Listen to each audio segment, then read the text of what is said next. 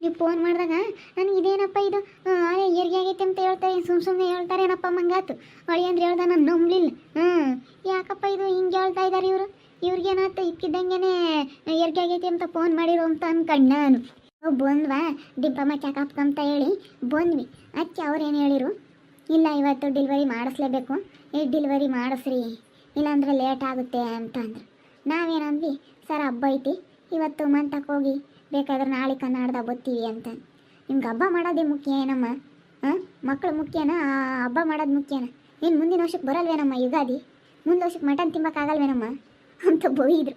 ಅದಕ್ಕೆ ನಾನು ಸರಿ ಆಯಿತು ಮಾಡಿಬಿಡ್ರಿ ಸರ್ ಈಗಲೇ ಆಪ್ರೇಷನ್ ಅಂದೆ. ಆಪ್ರೇಷನ್ ಮಾಡಿ ತೆಗಿಬೇಕು, ನಾರ್ಮಲ್ ಡೆಲಿವರಿ ಆಗಲ್ಲ ಅಂತ ಹೇಳಿ. ಅದಕ್ಕೆ ನಾನು ಹೆಂಗೆ ಜಲ್ದು ಬಿಸಿಲು ಹತ್ಕೊನು ಒಳಗೆ ತಡ್ಕೊಂಬಕ್ಕೆ ಆಗ್ತಿರ್ಲಿಲ್ಲ, ಭಾಳ ಹಬ್ರಾಗಿದ್ಲು ನೋಡು.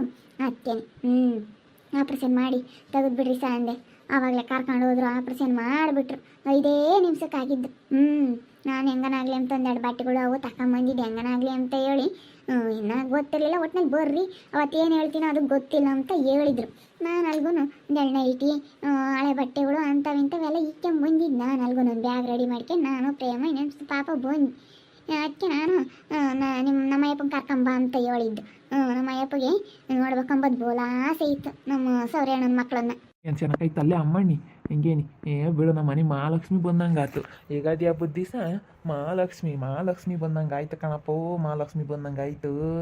ಏನು ಚೆನ್ನಾಗೈತೆ ಹಂಗೇನಿ. ನಮಗೂ ಹಂಗೆ ಭಾಳ ಖುಷಿ ಆಯಿತು. ಹೆಂಗೆ ಯುಗಾದಿ ಹಬ್ಬದ ದಿವಸನೇ ಹೆಣ್ಣು ಹುಡುಗಿ ಡೆಲಿವರಿ ಆಗಿಬಿಟ್ಟೈತೆ ಅಂದರೆ ನಿಜವಾಗ್ಲೂ ಭಾಳ ಖುಷಿ ಆಗ್ತೈತೆ. ಎಷ್ಟು ಚೆನ್ನಾಗಿದ್ದಾಳೆ ಅಲ್ವಿ, ಚೆನ್ನಾಗಿದ್ದಾಳೆ.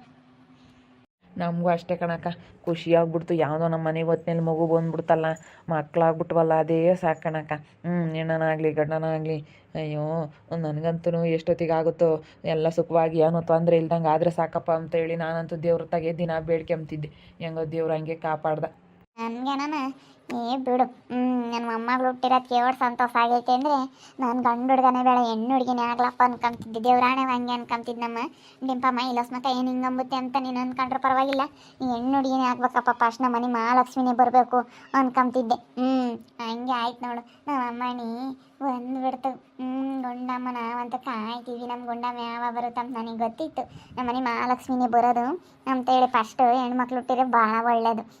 ನೋಡು ಪಾತಪ್ಪಗೆ ಹೆಣ್ಣು ಹುಡುಗಿ ಹುಡ್ತಾಗಿಂದಲ್ಲ ಯೋಟ್ ಅದೃಷ್ಟ ತಿರುಗೈತೆ ಅನ್ಬೇಡ, ಅಲ್ಲೇ ಸಖತ್ತು ಅದೃಷ್ಟ ಪಾತಪ್ಪಗೆ.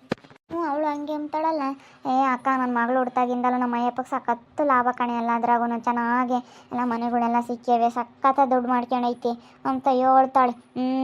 ಹಂಗೆ ಸಖತ್ತು ಸಿಗ್ತಾವಂತ ಅಯ್ಯಪ್ಪಗೆ ಮಾಡ್ಸೋಕ್ಕೆ ಬೇಜಾರಂತೆ. ಅಷ್ಟು ಕೆಲಸಗಳು, ಅಷ್ಟು ದುಡ್ಡು, ಚೆನ್ನಾಗಿ ಒಳ್ಳೆ ಲಾಭ ಸಿಗುತ್ತಂತೆ.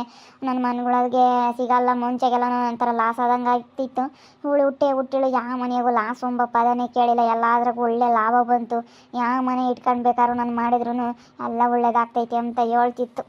ನಿಜವಾಗ್ಲೂ ಹೆಣ್ಮಕ್ಳು ಹುಟ್ಟಿದ್ರೆ ಒಳ್ಳೇದು. ನಮ್ಮ ತಂಗಿ ಹಂಗೆ ಕಣಕ್ಕ, ನಿಮ್ಗೆ ಇನ್ನೂ ಒಳ್ಳೇದಾಗುತ್ತೆ. ಸುಮ್ಕೆ ಮಹಾಲಕ್ಷ್ಮಿ ಮನೆಗೆ ಬಂದವಳೆ, ಇನ್ನೂ ಒಳ್ಳೇದಾಗುತ್ತೆ. 2ನೇ ಲಕ್ಷ್ಮಿ ಅಜ್ಜಿ, ಸೆಕೆಂಡ್ ಲಕ್ಷ್ಮಿ ಅಜ್ಜಿ ಆಗ್ತಾಳೆ ಅವಳು.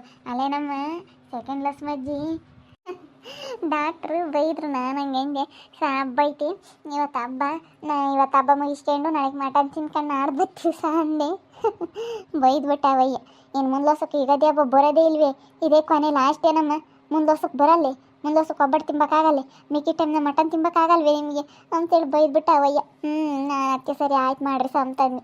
ನಾನೇನಂದೆ ಹಬ್ಬ ಐತಲ್ಲ ಇನ್ನು ಹೆಂಗೆ ಹಬ್ಬದಾಗ ಇನ್ನು ಹೆಂಗೆ ಅಂತ ಹೇಳಿ ಹಬ್ಬ ಆದಮೇಲೆ ಬರೋಕ್ಕಾಗುತ್ತೆ. ಇಲ್ಲ ಇವತ್ತೇ ಅಡ್ಮಿಷನ್ ಆಗಬೇಕು, ಇವತ್ತೇ ನೀವು ಆಪ್ರೇಷನ್ ಮಾಡಿಸಿ ತೆಗಿಸ್ಬೇಕು, ಇಲ್ಲಾಂದರೆ ಮಗು ಒಳಗಡೆ ಉಸಿರು ಕಟ್ಟುತ್ತೆ, ಸುಮ್ಮನೆ ಇಲ್ಲದ ಪ್ರಾಬ್ಲಮ್ ಆಗುತ್ತೆ ಮುಂದೆ.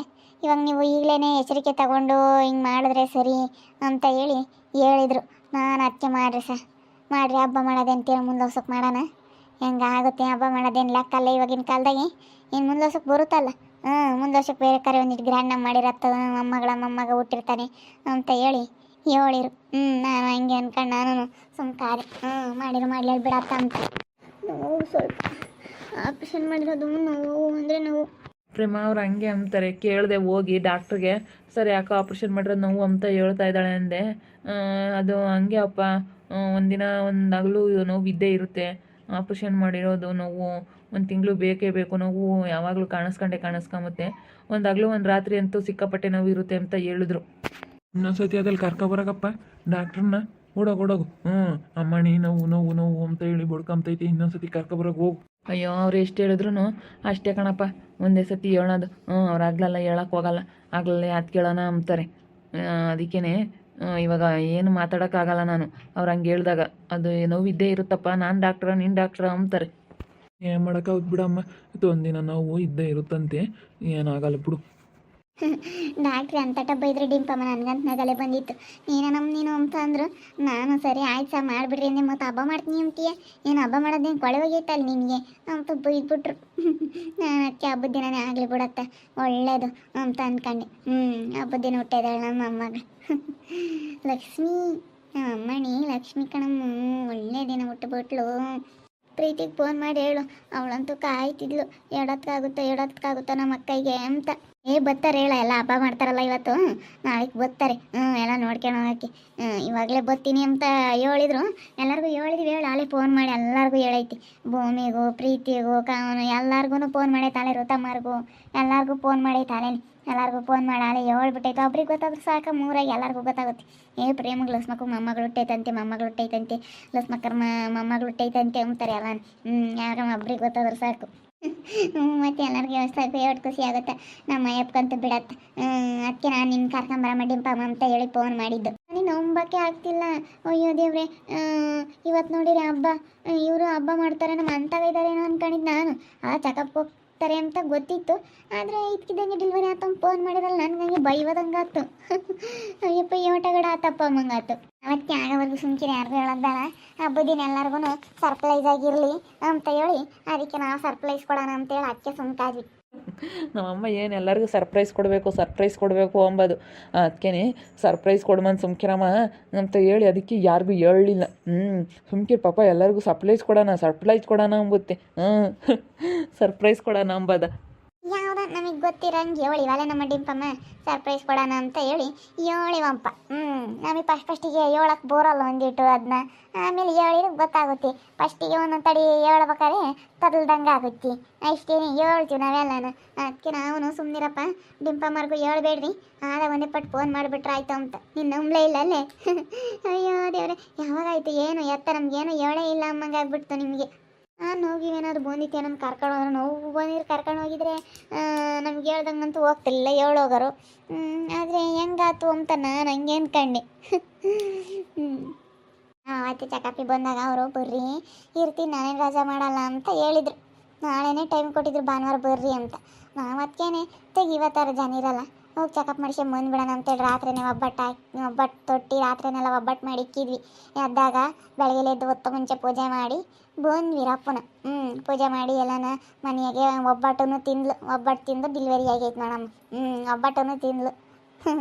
ಏನು ಇಷ್ಟ ಆಗುತ್ತೆ ಅದನ್ನೆಲ್ಲ ತಿಂದುಬಿಟ್ಲು. ಒಬ್ಬಟ್ಟು ತಿಂದು ಯುಗಾದಿ ಹಬ್ಬದ ಒಬ್ಬಟ್ಟು ತಿಂದು ಹುಟ್ಟಿರೋದು ಅವಳು. ಚೆನ್ನಾಗಿದ್ದಾಳೆ. ಯುಗಾದಿ ಹಬ್ಬದ ಒಬ್ಬಟ್ಟು ತಿಂದು ಹುಟ್ಟಿರೋದು ನೋಡಮ್ಮ ನೀನು. ಇಂಥ ಅದೃಷ್ಟ ಯಾರಿಗೆ ಬರುತ್ತಲ್ಲ. ಯುಗಾದಿ ಹಬ್ಬದ ಒಬ್ಬಟ್ಟು ತಿಂದಿದ್ದಾದ್ಮೇಲೆ ಡೆಲಿವರಿ ಆಗೈತಲ್ಲ ರೊಮ್ಮಗೆ. ಬೆಳಗ್ಗೆ ಎದ್ದು ಎಲ್ಲ ಬೇಗ ಎಲ್ಲ ಬುಕ್ ಮಾಡ್ಕೊಂಡು ಬಂದಿದ್ರು ಚೆಕಪ್ಗೆ. ರಾತ್ರಿ ಎಲ್ಲ ಮಾಡಿರಮ್ಮ. ನಾನು ಅಲ್ಗೂ ಮನೆಗೆ ಹೋಗಮ್ಮ, ನೀನು ಕುಕ್ಕಮಕ್ಕಾಗಲ್ಲ ಅಂದೆ, ಬಿಡುಮಮ್ಮ ನಿದ್ದು ಬರಲ್ಲ ಅಂತ. ರಾತ್ರಿ ಎಲ್ಲ ಮಾಡಿರಿ. ಅಲ್ಲಿ ಎದ್ದೇಸ್ಕೆಲ್ಲ 5 ಗಂಟೆಗೆ ಎಲ್ಲ ಅಡುಗೆ ಪಡ್ಗೆ ಎಲ್ಲ ಮಾಡಿಕ್ಬಿಟ್ಟಿದ್ರು. 6 ಗಂಟೆ ಹೊಡತ್ತಿಗೆಲ್ಲ ನೀರು ಒಯ್ಕೊಂಡು ನಾವು 7:30 8 ಗಂಟೆ ಪೂಜೆ ಮುಗಿಸ್ಬಿಟ್ಟು 10 ಗಂಟೆ ಹೊಡತ್ತಿಗೆ ಆಸ್ಪತ್ರೆಗೆ ಬಂದರು. ಪುನಃ ಆಗ್ಬಿಟ್ಟೈತಿ. ಒಳ್ಳೆ ಯೋಗದಾಗ ಹುಟ್ಟೈತೆ ಹೇಳಪ್ಪೋ ನಮ್ಮ ಅಮ್ಮನಿ. ನೋಡಿದ್ರಲ್ಲ ವೀಕ್ಷಕರೇ, ಕೊನೆಗೂ ನಮ್ಮ ಮನೆಗೆ ಒಂದು ಮೊಮ್ಮಗು ಬಂದ್ಬಿಡ್ತು. ನಮಗಂತೂ ತುಂಬ ಖುಷಿಯಾಗಿತ್ತು. ಎಷ್ಟೊತ್ತಿಗಾಗುತ್ತೋ ಅಂತ ಕಾಯ್ತಿದ್ವಿ. ತುಂಬ ಖುಷಿ ಆಯಿತು ಡೆಲಿವರಿ ಆಗಿದ್ದಕ್ಕೆ. ಹೆಂಗೋ ನಮ್ಮ ಮನೆಗೆ ಪುಟ್ಟ ರಾಜಕುಮಾರಿ ಬಂದಿದ್ದಾಳೆ. ತುಂಬ ಅಂದರೆ ತುಂಬಾ ಖುಷಿಯಾಗೈತೆ. ನಮ್ಗೆ ಹೆಣ್ಮಕ್ಳೇ ಬೇಕಾಗಿತ್ತು, ನನಗೂ ನಮ್ಮ ಅಯ್ಯಮ್ಮಗೂ. ಹೆಣ್ಮಕ್ಳು ಅಂದ್ರೇ ಇಷ್ಟ. ನಮ್ಮ ಮನೆಯಾಗ ಒಂದು ಹೆಣ್ಣು ಹುಡುಗಿ ಇರಬೇಕು ಅಂತ ನಾವು ಅಂದ್ಕೊಂಡಿದ್ವಿ, ಕಷ್ಟ ಸುಖ. ಯಾಕಂದರೆ ಇವನು ಒಬ್ಬನೇ ಇದ್ದಾನೆ, ನಮ್ಮ ಚೈತ್ರಮ್ಮನೂ ಒಂದೇ ಐತೆ, ಯಾರೂ ಇರಲಿಲ್ಲ. ಇನ್ನೇನು ಅದಕ್ಕೆ ಯಾವುದೋ ಒಟ್ಟಿನಲ್ಲಿ ಮಗು ಆದರೆ ಸಾಕಪ್ಪ ಅನ್ನಿಸ್ತಿತ್ತು. ಅದ್ರಾಗೂ ಹೆಣ್ಮಕ್ಳು ಅಂದರೆ ನಮಗೂ ನಮ್ಮ ಅಯ್ಯಮ್ಮಗೂ ತುಂಬಾ ಇಷ್ಟ. ಅದಕ್ಕೆ ಹೆಂಗಾತ ಹೆಣ್ಮಗುನೇ ಆಯಿತು ಭಾಗಸ್ದಂಗೆ. ಭಾಳ ಖುಷಿ ಆಯಿತು. ನೋಡ್ತಾ ಇರಿ, ಏನೇನಾಗ್ಬೋದು ಅಂತ ಮುಂದಿನ ಭಾಗದಲ್ಲಿ ನೋಡ್ತಾ ಇರ್ರಿ. ಹಾಗೆ ವಿಡಿಯೋ ಬಗ್ಗೆ ನಿಮ್ಮ ಅಭಿಪ್ರಾಯನ ಕಮೆಂಟ್ ಮಾಡಿರಿ. ಹಾಗೆ ವಿಡಿಯೋ ಇಷ್ಟ ಆಗಿದ್ರೆ ಲೈಕ್ ಮಾಡಿ, ಶೇರ್ ಮಾಡಿ. ಇನ್ನೂ ನಮ್ಮ ಚಾನಲ್ನ ಯಾರು ಸಬ್ಸ್ಕ್ರೈಬ್ ಮಾಡ್ಕೊಂಡಿಲ್ಲ, ತಪ್ಪದೆ ಕೂಡಲೇ ಸಬ್ಸ್ಕ್ರೈಬ್ ಮಾಡ್ಕೊಳ್ಳಿ. ಓಕೆ ವೀಕ್ಷಕರೇ, ಧನ್ಯವಾದಗಳು.